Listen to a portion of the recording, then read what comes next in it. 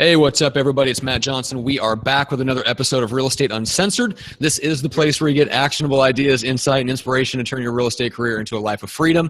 So we've got an amazing special guest. We are on location, and many of you are not used to seeing me and Greg in the same room, and with good reason, because he annoys the crap out of me sometimes, and that's okay. We just got done speaking here at Real Estate Success Rocks, had a really great session, talked to some amazing people, and we're learning also from some amazing people here at the event today, making some good connections and new friends. And Greg is reconnecting with old friends, and he'll tell you why in a second. But like I said, we've got an amazing guest who was actually introduced to us by a super fan of the show, Josh Bryan, who's been following us, and he's also a big fan of Josh Smith, so he's really plugged into the podcasting world. And he hooked us up with his broker, who is a longtime successful veteran agent, has done a lot of different things in the business, has been successful at every stage of the business, and now is a broker in Chicago, obviously, where Josh works under. And so big shout out to you, Josh, for making this episode happen. We really appreciate it. And guys, if you're listening or watching this live, replay, whatever, if you have someone in your life that you know has been successful or is successful in real estate, we want to talk to them. We'd love to bring them on the show. We always want to connect with great people, nice people, successful people, and then bring them to the listeners on the podcast and share their knowledge. And so let's welcome to the show, Terri Jeffries. Terri, how are you? Hey, what up? How are you guys? Yeah. Yes. Now, see, I would have guessed that Josh would work for a shrinking violet. I'm excited to do this, you guys. So, yeah, I didn't sleep last night. I'm just jacked. I'm totally Good. Yeah. So you'll be a little loopy. I like that. Well, loopy, goofy, whatever. Good. We like goofy. Goofy is good. We can roll with goofy. 1,000. Awesome. Yeah. All right. So for those that don't know you, especially if they're not in the Chicago area where you are dominating, and you guys are doing a phenomenal job of recruiting agents to your brokerage, and we'll get into that a little bit later, but we're going to focus mostly on the takeaways and lessons that you've learned and mistakes that you've made in your real estate business as an active agent and broker in the past, and we'll talk about that. But just what are you doing right now? Where are you mainly located? And why should people take a step towards you after this podcast is done? Okay. Well, like you said, my name is Terri Jeffries. I'm currently the managing broker at United Real Estate Chicago. Our office actually isn't located in Chicago. We're in Oak Brook Terrace, so we're about 30 minutes outside of the loop, outside of downtown. We intentionally put this office in this spot specifically because it's where a lot of highways converge, and so it's an easy commute for people no matter where they live, although we are a freedom model. So what that means, we have a beautiful brick and mortar. Our office looks like it has a Starbucks vibe to it. So we don't have any dusty desks or cubicles, but we've got a coffee bar. It's centered right in the center of the suite. Everybody hangs out in the kitchen, just like at home, right? Where does everything in the kitchen? So where all the food is, yeah. So, right. You mean where the donuts are. Yeah. Exactly. And Bud Light. And the kitchen kind of in the center. We've got some lounge.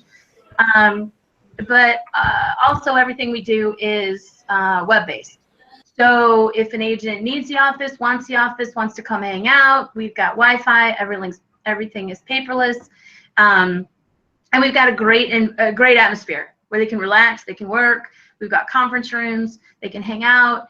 But if they've got a home office set up and they don't want to make the trip, then they can get all of their business done super easy. Everything's web-based, everything's paperless. And so right now at United, we have 230 agents all over the Chicagoland area. I've got brand new licensees. I've got 35-year veterans. I've got no producers. I've got top producers and everybody in between. Really, it's my job, and one of the reasons United was developed was to appeal to a lot of people for a lot of different reasons. So I really have to be on my game all the time in terms of what's out there, what's hip and trendy, what is, going on in the real estate world right now. And I gotta tell you guys, I love both of you. I wish you guys were closer. So that, Thank you. I'm serious because, here's the thing. Real estate is kind of that shiny object, right? It's shiny, and, the 20-somethings think, oh, I'm going to get rich quick, and all I have to do is open a few doors, and voila. Yeah. That's No, Yep. no, this is work. This is a lot of work.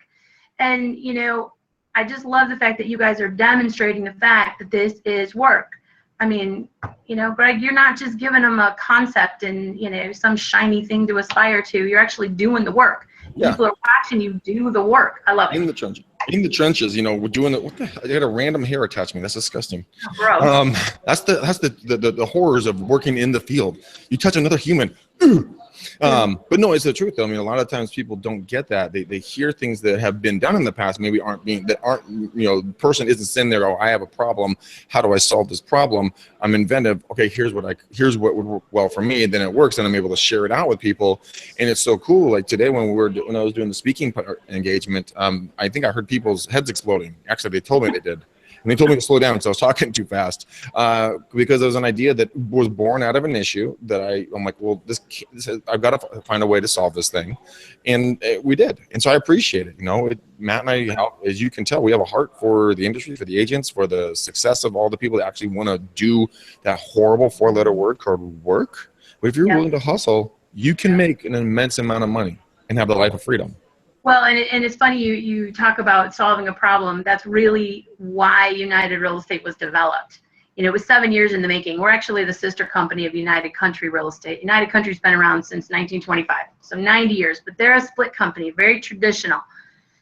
United was developed because we were trying to solve problems. We were trying to solve problems for the agent, and we were trying to solve problems for the broker.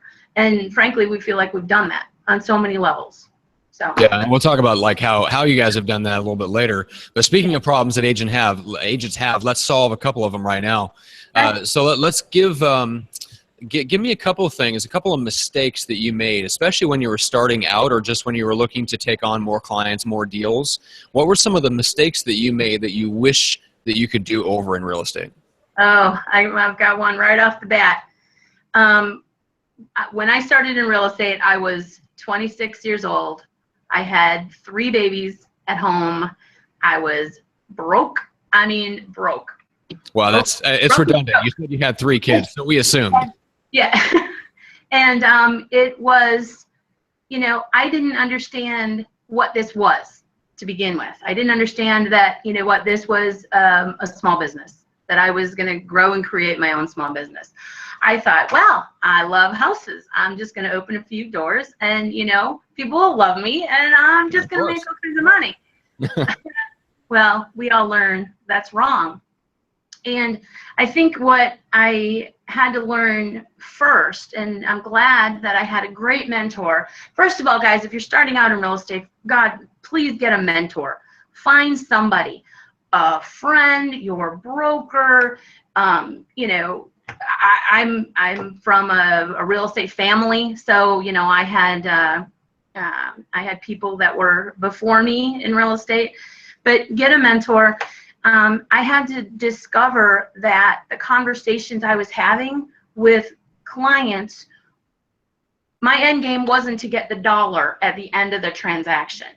You know, my game had to be up front, get them to trust me, get them to like me, build a relationship. You know, it's not about jumping in the car and, you know, schlepping them around through property. And, you know, it's really about, do you trust me? Do you believe I can help you? And, you know, what are we going to do working together to get there? And so I will tell you, once that switch kind of flipped for me, the sky was the limit. I mean, everything turned around for me. When I stopped talking to people in the context of thinking it was about dollars and cents, and I started talking to them about what did they want, taking the time to listen, figuring out, you know, what was going on in their lives so that I could help them better. And really what I did along the way is I let the true teacher in me come out. I swear I'd be a teacher if I wasn't in real estate. That would have probably been my other profession. But, you know, that's one of the mistakes. And something else is that you have to be aggressive with your follow-up, not necessarily aggressive with your people. You know, a lot of times I get the calls. I mean, I get them all day long from my agents. saying, I'm having this issue, and this is the discussion that's going on with this client. And I always pull out of it, many times I'll pull out of it that, well, you sound like you're being a little argumentative with your client. Don't you work for them? Well, yeah, but they're wrong. Well, okay, they might be wrong. That's true, but you still work for them. If they want to ask for the paint and carpet in the basement because it was flooded 2 years ago and they think it smells, let them ask for it. You don't have to tell them that, no, the seller's never going to give it to you. Right. And that's a major problem that a lot of agents, that they try to do. Like, I actually caught myself doing that just the other day. An agent came to me and goes, hey, well, I'm going to make an offer on your property. It's like 1.7. And he's going to I'll make an offer for like 1.3. And then, of course, I did the negotiations. Like, oh my gosh, please. Oh my gosh. And I almost told him not to put the offer in. And then I'm like, what in the blank am I doing? Shut up, McDaniel. Yes, you know what? Just throw something in, because you know what? Who knows? They might change their mind and just go for it. You never know. So, I mean, it's a very real thing, because people get so emotionally wrapped up in the transactions that they're like, no, that's rude. You could never insult my clients. When in reality, the client could just be like, look, dude, don't be a dick. I need the money. So shut up and get out of the way. Stand there and look pretty. Oh my gosh, that is exactly it. Get out of your own way. Would you? Just get out of your own way. Too many times I find agents that, they want to be the expert, but it's so easy. It would be so much easier for them if they would, first of all, emotional intelligence. Okay, you guys need to talk some more about emotional intelligence and get your people to read these books, because if they would understand that they're supposed to be advocating for their client instead of being the expert, they would, that breaks down trust. There's only so much that we can do, Terri. I know. Right. We try. We truly try. But it's true, though. I mean, Fantastic. Stepping out of your own way and truly allowing your client to make the decisions that what is best for them, and your job is to provide them with the most opportunities at the shortest amount of time possible, then they make a decision for their lifestyle. I mean, it's like you can't stop them from buying an ugly-ass house. But sometimes people are just stupid. And then they're like, it's amazing, it's so pretty. You're like, you need medication. They should make a pill for this. They should make a pill for this. That's true. You cannot fix it. We were joking around today about how Greg was in a session where they were talking about the new design trends, and apparently wallpaper is coming back, and there was from the audience of real estate agents, a collective groan arising, which I found kind of hilarious. But anyway, yeah. So I mean, it's funny you mentioned like the getting out of your own way, because this is true in any business. But and Warren Buffett and Charlie Munger pointed this out in a book that I was reading of theirs here a few months ago. But the way that they look at things and the way they evaluate investing and businesses and all this stuff is, first, primarily, just don't make any major screw ups that will take you down. And if you can do that, and if you can just get out of your own way and not do the dumbest things that other people do, like you're about 80% of the way to being successful without even trying to do something that really moves the needle forward. Like if you can just get out of your own way and not take 2 steps backward all the time, that would solve most of your problems. So don't step in front of a movie box. I get the call.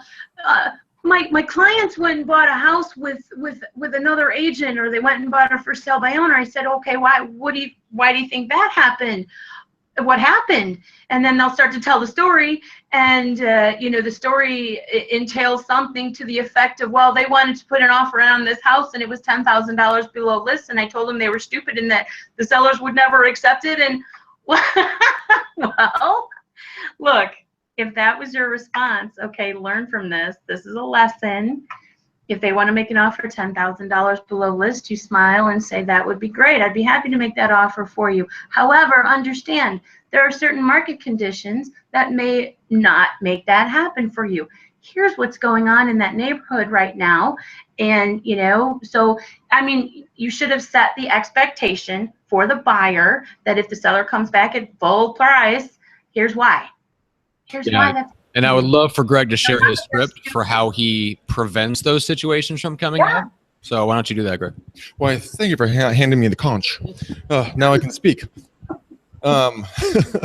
So preventing those problems from coming up is that when I'm sitting there and I'm talking to a client of mine, and they're like, well, we've lost out on 3 different properties. They're going over list price, but I don't want to pay too much for the home. I'll ask them, well, what do you feel is too much for the home? And because we have a decision here, we can either go try to buy the home, or we can just go buy the damn thing. What do you want to do? And then you work through the different situations, pluses, minuses, pros, cons, what you can live with, what you can't live without. What if they're so sick of seeing my ugly mug and they're tired of riding around in the car every Saturday and Sunday? The wife is getting fed up. The teenage kids are, rebelling. They're threatening to get purple hair and tattoos and piercings in awkward places if they don't buy the house soon. So, what's it worth to you? See, this is actually when I can just get make them laugh. I can just sit right next to them. Anyway. But no, it's this script about do you just want to try to buy it, or do you just want to go buy the damn thing? And then with the head shake, with the head nod, want to buy this? Yeah. Yes. Yeah.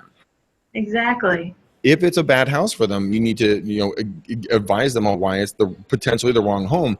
I've had people literally want to buy a shit house with bad foundation on a hill with no parking, with no yard, 2 babies on the way, and dogs. And I'm like, what are you, stupid? They're like, well, we live in Oakland right now, and which is really not that bad compared to where we live. I'm like, that's the point of moving, you fool. It gets better. There's an upside to this. They ultimately didn't buy the house, but they have to have those hard conversations. Yeah. All right. Yeah. So give me another one, Terri. What is another mistake that you made as a relatively new agent, or when you're trying to kind of grow your business, that you wish you could have had back? Well, I don't know. Probably early on, I made this mistake too, but I think a lot of agents, and I guess I'll put my broker hat back on, my managing broker hat back on. What I see a lot happen, especially with new licensees, is that they come in to this business with kind of an employee mindset. So they've worked a job, they were used to having a boss, they had to be at work at 8 o'clock and go home at 4 o'clock, whatever, right? They had specific things that they had to do in the course of a day to meet their objectives at their job. Then they come into real estate and, boom, they are self-employed. They are independent contractors. They are the CEOs of their own small business. They are, most importantly, entrepreneurs. And it's really my job in the beginning, especially for the newer agents, to let them in on that, because they don't get it. A lot of brokerages, I love agents when I get them second. So maybe they've gone to another company and they've worked for a little while and figured out it really wasn't for them, and then they come and check us out at United. I try to explain to them that, here we don't set up, and I don't think any brokerage should, but many do, they set up this kind of parent-child relationship with their agents, right? Where I'm the broker and I'm going to give you and do for you certain things, and for that you're going to give me a percentage of your commission, and show up to this training and come sit in on a Saturday afternoon at 2 o'clock and do cold calling, whatever the series is. But what I try to do here with my agents is get them to understand that they have just opened their own small business. It's no different than them buying a Subway, than them buying a McDonald's, whatever. They have to grow their own business. Okay, so what are you going to do to get that done? Are you going to use some systems? Of course. Are you going to use some time blocking? Sure. Prospecting, lead generation, all of those things come into play. And it's funny, and I'm going to sound cliche here, but I saw this the other day and I thought, oh my God, that is so true. Entrepreneurs are the only people that'll work 80 hours to keep from working 40. Yep. And it was so true. I'm like, oh yeah, where has that been all my life? But so what we do here is we try to give them training opportunities, whether it be in class, webinar based, live webinar based. We offer coaching, mentoring, business planning, structure, technology, tools, support, la la la. I don't want to sound like a United commercial, but it's really my job to make sure that they understand that they're creating their own small business.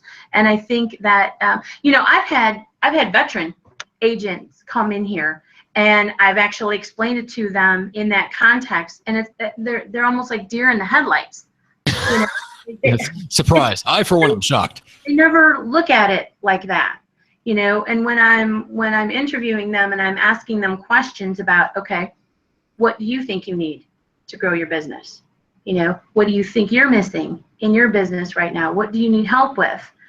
And a lot of times I don't get any answer at all, because they've never really thought about it in terms of what's in it for them. Yeah, everybody wants to have the money conversation. Okay, that's a given. You know, Right. what's your fees, what's your split, what's this and that. But when you get that out of the way, or you know, address that first, and then you start asking agents, you know, what do you know? What do you want to know? What do you want to do? What do you think you need from a brokerage? They've never thought about it that way. And it's amazing to me how when you do kind of question-based recruiting, question-based interviewing, people are blown away. They've never been asked those questions before.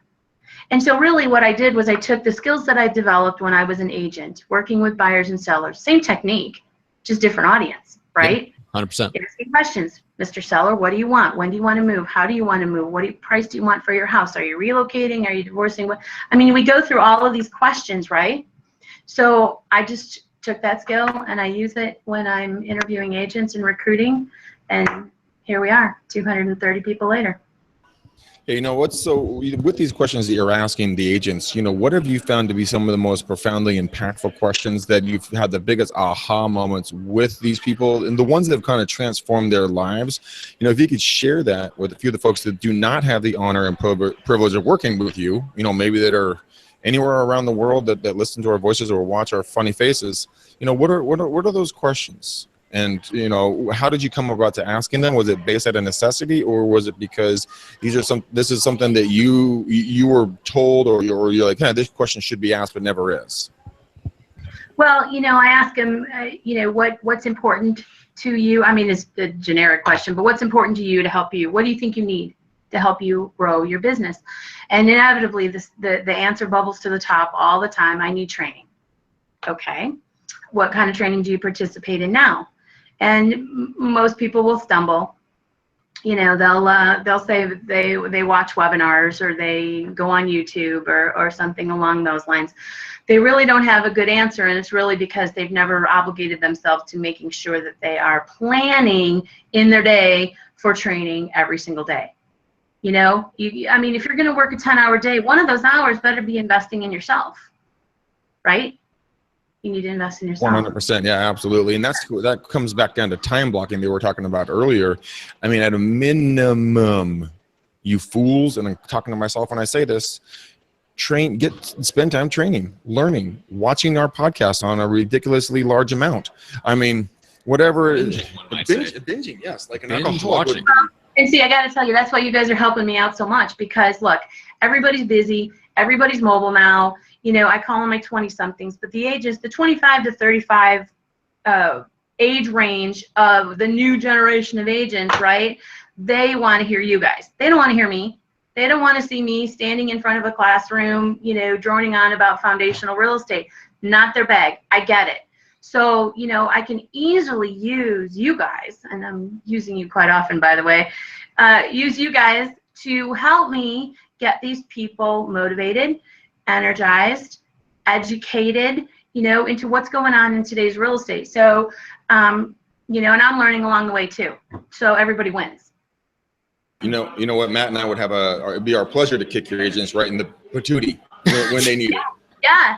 Well, there's probably quite a few of them on your live Facebook post every week. So Good. You know, Josh, you know, I got a shout out to Josh too. He got me started, and Josh is a fine example. So he's gonna hate me that I'm throwing him under the bus, but. So you know, I was actually I was bitching at Josh the other day. I'm like, dude, where the hell have you been? What do you break up with me? We're not friends anymore. Did you take out our friendship card and tear it up and throw it away? Right, he's cheating on you. Yeah, he's cheating on me, that bastard. On you. With clients? With clients. Yeah. And so the cool thing is that he's like, dude, because of your show, you know, what you've helped me learn, I'm super slammed busy. And I'm like, okay, I can't hate you. That's awesome, dude. Rock and roll. but don't keep your ass away too long, man. You gotta help me bring some color into this thing and heckle me on the show like you used to. That was the fun part. Yeah. And see, with Josh, that's just it. He found his thing. There's agents have to understand that sometimes they can't just sign up and jump on board with one trainer, one methodology, one way of thinking, because it might not fit them. You may have to look at different places. And for Josh, he was working a full-time job. Josh, you were whining because you weren't making any money in real estate, right? He was whining. And I said, look, dude, you have to quit that job. Either you're going to do this and you're going to give it 100% and you're going to do it well and forget about real estate, or you got to kick that to the curb and you have to focus on building your real estate business full time, all in, right? All in. And when he did that and found you guys, he found his niche, he found the thing that he loved. I mean, he is eat, sleep, breathing real estate right now. I'm getting texts. If you text me at Sunday night at 10 o'clock one more time, I'm going to kill him. That's awesome. Texting me, hey, I got a new buyer. He is just so excited right now, and I wish I had 100 of him, because everything fell into place with him once he got it. So what was the deciding difference? I mean, what was that shift? What snapped in him, and how can you duplicate that with the remaining agents that you have in your brokerage that want to grow and break out of mediocrity? And then how can you bring it to your future agents, and how can our viewers understand that all at the same time? Well, it's funny that you asked me that question, because this is just a new thing I'm contemplating right now, because he's done so well. It's like, all right, how do I continue to introduce different learning platforms, different, I don't want to call you guys gurus because that word sucks, but different teachers, different methods. We're trying to like I said in the beginning, appeal to a lot of people for a lot of different reasons. Look, a 55-year-old veteran agent that comes to me tomorrow is not going to dig you guys. I mean, sorry, I love you, but they're not going to. No, they are not. Okay. They'll be offended by me within the first 30 seconds. Right. And yeah, I had to put my disclaimer out there. If you're offended by F-bombs, don't watch. So, but I'm proud of you. You've been so clean. I know. Believe me, it's against everything that's in my DNA. Yeah. Because fuck, it is loud here. Damn it, Matt. Oh God. He couldn't hold it in the whole show. So my hardest, the hardest thing I have to do right now is to be able to provide learning environments that are going to appeal to a lot of people for a lot of different reasons. Yeah, so in other words, giving them a chance for that to really crystallize and find that thing that really turns them on, because it's different for everybody, which is absolutely true. I deal with that in the podcasting world all the time. I mean, some of my clients are my direct competition, if I look at it that way, in terms of hosting other podcasts or booking guests for myself and then turning around and booking them on other podcasts. If I don't have an attitude of abundance, I would see them as competitors. But the thing is that we all have our own audiences. And like Josh is a huge fan of ours and a huge fan of Josh Smith. Who cares? He got value out of all of us, and now he's doing well. And other people are going to respond to other people with other podcasts or other educational platforms. I mean, who knows? Instagram and Snapchat might be the next educational platform, and we're not the best fit for it, and that's okay. Right. Well, and see, last week we had a local trainer. She's actually hitting the national scene right now, but we had a local trainer in here, and she did a 2-hour session on Facebook Live. For some people, that's going to be their thing. For some people, they don't want anything to do with it. And so, my job is to develop my entrepreneurs. That's what I'm here to do. I don't worry about buyers and sellers. I worry about, if you come to me and say, okay, Terri, here's what I'm doing. Here's what I want to do. All right, we're going to close the door. We're going to shut off the phone. I'm going to roll up my sleeves, and we're going to get busy figuring out the thing it is that's going to turn you on, that's going to light your fire, that's going to be easy for you, that's going to fit your personality, and how do we get you going? And, I've done that with many people here in our organization, and it's fun. So I do the same thing. What I do is I call it finding your superpower. because everyone's got a superpower. Because you know what, Matt's really good with systems. I'm not. So maybe Matt building a back end of a team that basically auto runs itself. Well, I'm going to be the guy that's going to go out. I'm going to be doing the circle prospecting and building up different ways to get in front of new people. And that's what makes me happy. So it's really unique. As soon as the person finds what they're truly interested in and really good at, and it's more like playtime than work time, they're going to want to go do it. They're going to be excited to get up every day instead of sitting there and begrudgingly coming into the office, dragging their feet, because they don't want to do the calls or whatever else they're going into, but they feel that they have to. It transforms folks, and it's a beautiful, wonderful thing. That's why I do the McDaniel Challenge. I come out of doing those calls. I try to explain it to Matt what I mean by doing these things. Hearing about a third party is pretty much impossible once you agree to completely grasp it. Yeah, there's no way to emotionally grasp. I've had to experience a little bit of it myself to understand what it's like to really help someone find that thing that makes them unique and different, and feel the energy that's created in them when that happens.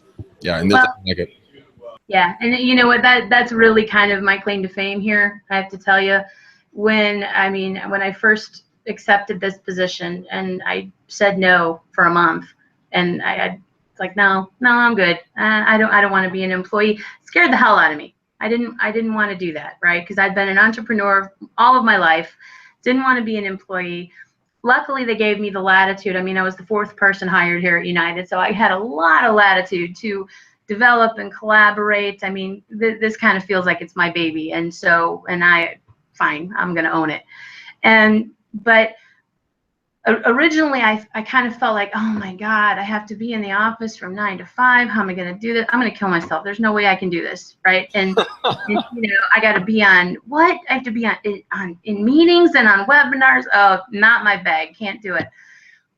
But what I discovered through great mentors and great training and learning about effective recruiting, I'm not here to sell you United. I'm here to figure out what you need as a small business owner and see if I can provide it for you. And so, in this whole development of United, once I turned the corner on that too, we just took off. We literally took off, because you know what? I do the same thing I did when I was an agent. I build trust. I put my money where my mouth is. I do what I say I'm going to do for them, and it's a win-win for everybody. So yeah, and I think there's a lesson there, because the same concepts that you're applying now, you mentioned that you took them from being an agent, but I want to bring them back to that. There's that same sort of consultative approach that you use with agents to help get them turned on and kind of moving towards their goals is the exact same process it takes to get a buyer or a seller turned on. Like it's a lot of the same. It's that same kind of leading questions and kind of figuring out where they want to go, and then helping them to come to that conclusion. And you can't do it for them, but you can lead them to that by a series of questions. And I think that's one thing that a lot of new agents, they probably never been through that process themselves. No. And the natural reaction is, once they uncover someone that has a need, they want to unload, and they want to demonstrate credibility, and they want to talk, when the first thing they should do is just say, isn't that interesting? And then ask a question. Shut up. Oh, that too. Just shut up and let them talk. Yeah. Yeah. So Greg, if you could just stop talking and let me talk, that'd be great. Johnson. You're like the younger brother I never wanted. That's whatever. The younger brother you never wanted. I do believe that you was stole. Yeah, I was going to say, I said that about you, the older brother I never wanted. Yeah. Oh, that's funny. Anyway, okay. So take me back a little bit to so when you were a top agent, what was your specialty, and who was your ideal client, and why did that fit so well with your personality? Like, who did you really go after? Well, I have to think back in the day. I was it hasn't been that long. You stop it. It's been a long time. Yeah, it was like 6 months ago, 9 months ago. What? No, I was a geographical farmer by trade. Perfect. I love it. In the beginning, and it evolved over time, and it had to evolve over time. So, again, 26 years old, broke as a joke, had no idea how I was going to make any money doing this. And my broker at the time, who ended up being a lifelong mentor for me, put me in his car and drove me out into the middle of the subdivision. It was a stick-built subdivision, 496 houses, tract builder. And he said, okay, what do you see, Terry? I said, Houses? No. Just a trick No. question, like. Yeah, right. Well, no, this is money. This is how you're going to make your money for the next several years. You're going to make your money right here. Had no idea what he was talking about, but you know what? I just did what he told me to do. That's all I did. I did exactly what he told me to do. There were times when I didn't have any money for postage, and so I had a 5-year-old at the time. I put the 5-year-old hanging out of the window of my Buick and stuff in mailboxes. I mean, we awesome. We figured out how to make it work, right? And talking about it wasn't before. like sitting on the couch whining. It was, go over it, around it, under it, through it, whatever. But like we were talking about earlier, that is the creative genius that someone will go through when they have an absolute need, and not just, it's going to be pretty. It'd be a nice thing to resell. Almost turned the mic off on you. I got sick of hearing my own self. I'm like, God, shut up, Greg. But I mean, having a 5-year-old hang out your window, and stuff mailboxes is freaking awesome. I mean, shit, I gotta go find myself a 5-year-old now. Come on, Matt, let's go stuff mailboxes. Yeah, and so that farm developed from one farm into several farms, and in these different communities. And I did a startup, first time buyer, and then of course the one that I already started was the move up house, and then we did a higher end subdivision. So basically I was trafficking buyers and sellers from condo townhomes to middle of the road properties to higher end. And then of course we sprinkled in another little education from another, can I say the person who was you say whoever you want? Yeah. Okay. Yeah. So, did some Buffini stuff along the way, and the whole by referral only, some Mike Ferry stuff along the way. Yep. So, took that farm and those past clients from there, used some Buffini techniques, and so they were generating leads. And so, we were just constantly in our neighborhoods. We were walking the streets. We were door hanging the doors. We were doing open houses. I even went so far as this one subdivision had a Oktoberfest every October. I'm bringing in a petting zoo, for Christ's sake. I'm hiring ponies. And, but then, we did. And, but we did the canvas banner on the side of the little freaking truck that brought in the ponies that said, Terri Jeffries, blah, blah, blah.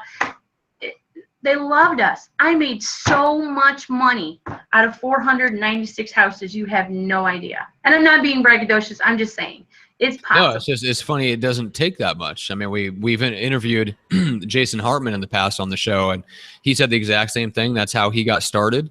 That was the main engine of his business the entire time he was in the business. He became one of the top RE/MAX agents in the world, and really just started off very similar, doing track houses and a few hundred units, and then all of a sudden he's farming 15 to 2,500 units, and it just kind of basically all the snowballs, but a snowball is from the same starting point. Well, it boils down to consistency. You have to, if you're going to go that route, then you have to learn to be consistent, and you have to learn how to be responsive. And if I can say one thing, for God's sakes, answer your phone. I see agents all the time. They'll come into the office, and of course we're probably doing some sort of training event, but their phone is blowing up. Answer it. It's okay. I don't even remember the NAR statistic, but it's a huge statistic that if you don't answer your phone and it's a client that's never met you before, they're moving on to the next agent. Yeah. They're not staying with you. So. Well, you brought no value to them, so why are they gonna stick around? You worked so hard for that damn phone to ring, and then you just blow it off like, oh, this isn't a good time. I'm getting my mani-pedi. That's probably. Really, dude? Really? Really? What do you say? Really? I'm late for my mani-pedi, apparently. But so sorry, guys. I feel like I've been all over the board here, but Hey, I'm ADHD. I'm tracking you. Oh my God, it's horrible. I know what you're laying down. Horrible. Now, what kind of mandatory training do you have for your agents? Either are you putting into place now, or do you plan on putting it into place so that you can, use maybe Josh as a guinea pig and watch him grow, and then they can use him as a sounding board. Like, Josh, this is where you were, now this is where you're at. You made all this money. Walk me through that a little bit in regards to training that you've seen work with Josh. With Josh, it's you guys. I mean, it is And absolutely. agents, and just with agents at your brokerage in general, like what do you have in place, and where's that evolving towards? Well, it changes and it evolves as we go. I mean, I don't have a set curriculum. I just kind of make it up as we go along. June and July, because everybody's, got kids out of school and traveling, I don't do anything really in June and July. August starts kind of our academic year. I utilize outside trainers. I teach some of it myself.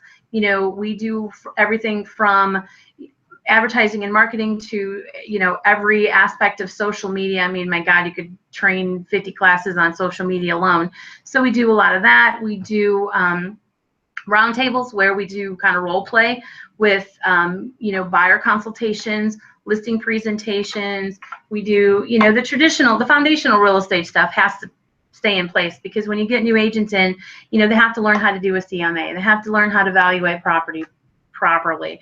We have photographers come in and talk about taking pictures of the houses, and it's a huge pet peeve of mine, so I probably go overboard on it. But it's true though. I mean, people need to learn not from just one trainer anymore, because the trainers and coaches used to hide all the good stuff behind the paywall. And now the paywall is down, and now they can learn from everybody and anybody. Dude, Matt and I and Aaron Wittenstein are building something that's gonna be very, very, very, very, very, very, very cool. And it's kind of talking about what we're talking about here. But when we get off, let's talk about maybe getting Matt and I out to you guys. We can do like a day event, and then you do some other really, really cool things with your agents, both live and in person. I mean, live, like on air live, and then in person. That would be great, because not only will you get United agents, but I try to stay. Here's my thing. I want to work until I don't have to introduce myself. And so I am out I do a lot of board activities. I do a lot of realtor activities. And when we have big event training now, I invite everybody. I don't care that they're not at United. I'd like to be the Pied Piper of creating quality agents, because I'm just frustrated with, the caliber sometimes that we come across. And so that would be fantastic, because you would definitely get a huge audience. Very cool. Then we'll work on getting something on the book. We'll explain to you a little bit more off air what we're doing here, and then some more ideas about it. But yeah, when you're talking about that, I'm like, oh my God, someone finally flipping gets it. This is like a breath of fresh air. So yeah, we're gonna knock the socks off of it for you. Yeah. Real quick, Terri. I mean, you mentioned like the foundational stuff of real estate. Without getting into the details of each one, what are just some of the 5 or 6 things that like a new agent can expect that, look, in order to do well, here are the 5 or 6 things that you're going to have to learn, the 5 or 6 skills or the 5 or 6 areas that they're going to need to focus on, just in order to be competent and be good at what they claim to do? Okay. Forms and contracts, obviously. They got to know what to fill in the blanks with, right? Buyer consultations, what does that look like? What does an effective buyer consultation look like? And by the way, it's not vomiting information all over your client. It's, it's being quiet and asking them pertinent questions so that you can figure out what they need. Well, the good Lord did give you 2 ears and 1 mouth. We might want to think about that. That is so true. That is true. Listing presentations, same thing. What does that look like? Contract to close, the actual transactional management, the nuts and bolts of what you have to do. Okay, they've signed the contract, now what? So, we take them through, we take them through that. Was that 5? Buyers, sellers. Property valuation. Yeah. So, CMA, effective statistical analysis, what kind of data are you given a seller client, and, is it relevant? Can you explain it? Do they understand it? So, effective open houses, if you're big on open houses and you want to do open houses, what's the best techniques you can use to be effective? So it's, real estate 101.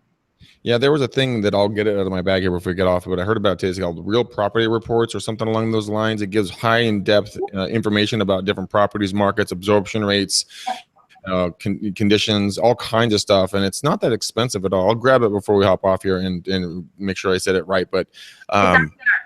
Huh? No, it's not RPR. Oh, not RPR. Is it realmarketreports.com? Yeah, I think that's what it's called. RealMarketReports.com is like a brother-in-law of one of the presenters here is actually the founder of the company. But yeah, so we want to give.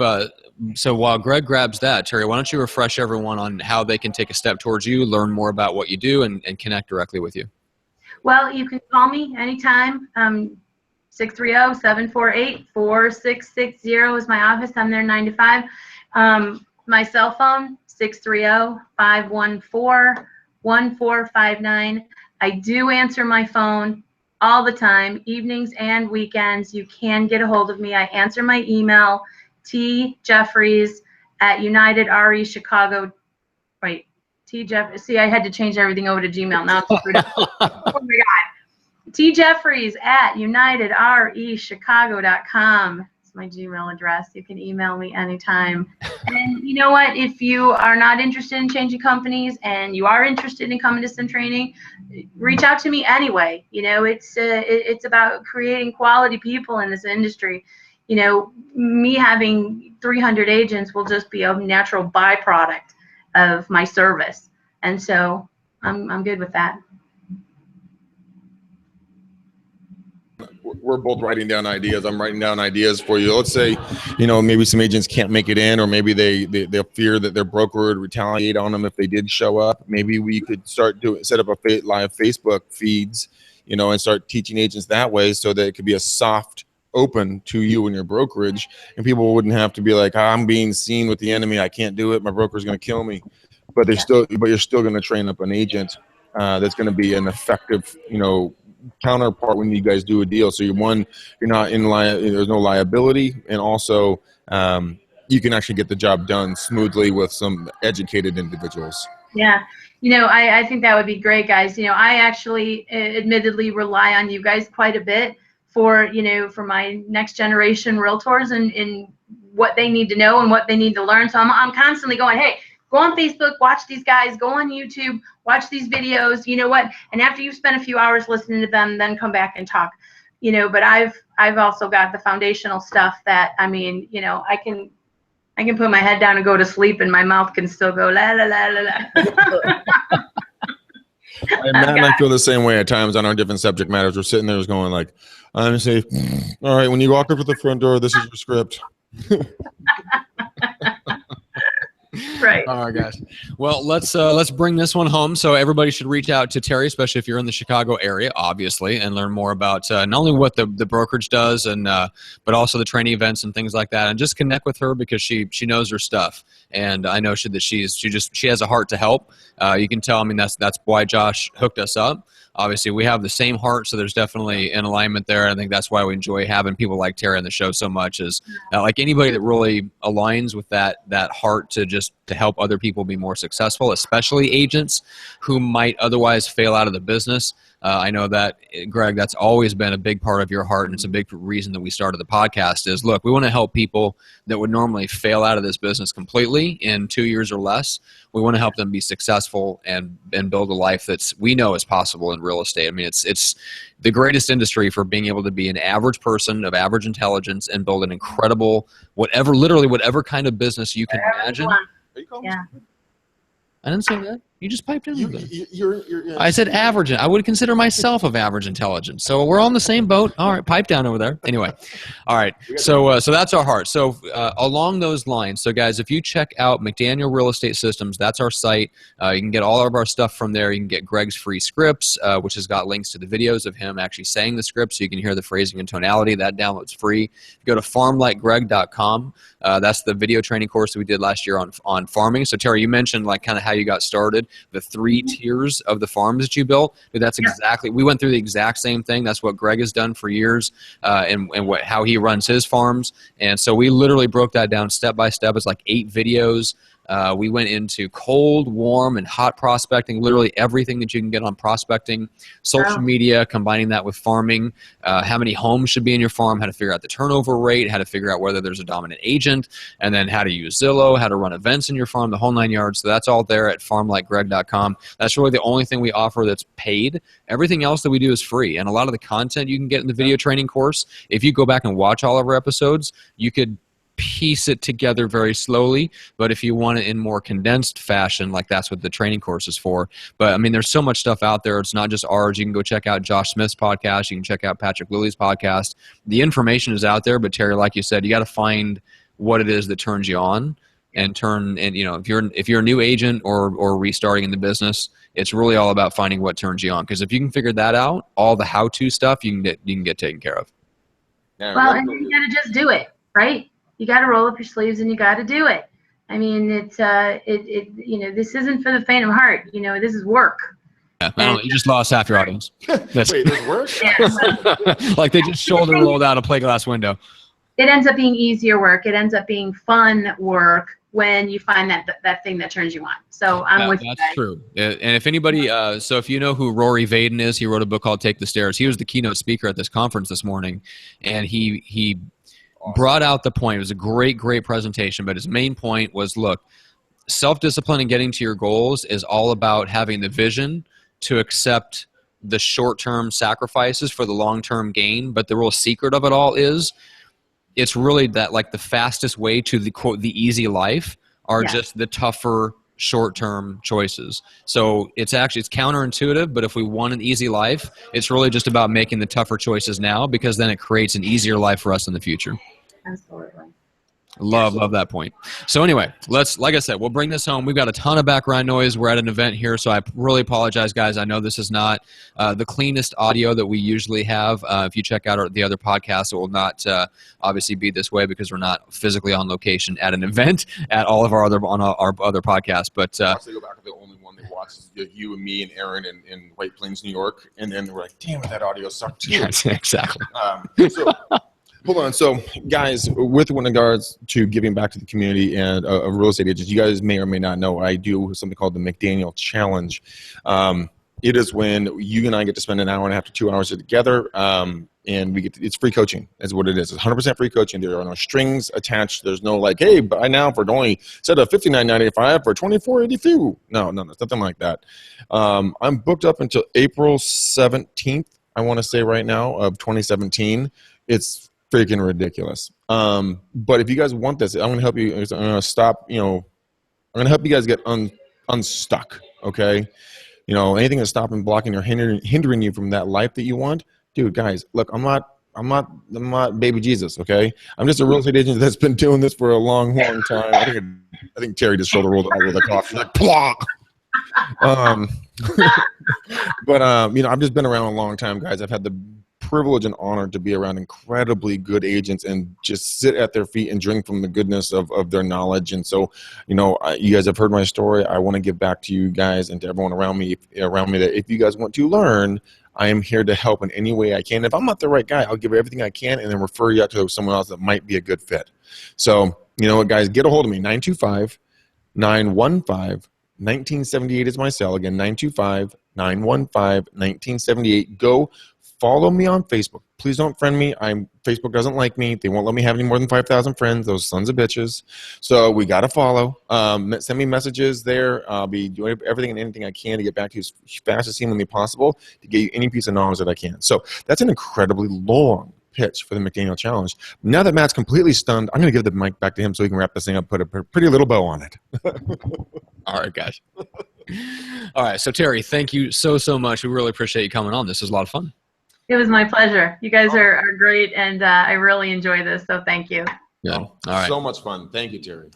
And thank you guys all so much for watching. If you were with us while live, make sure to subscribe on YouTube so you get our future videos, or if you're watching the replay, you can do the same thing. If you're listening to us on iTunes or Stitcher, make sure to subscribe on those platforms as well so you get us in your ears where we so belong. And that's nestled right where it so belong. Anyway, until next time, guys, thank you so much for watching, listening, and telling people about the show, and we'll see you next time. Love you guys. See ya.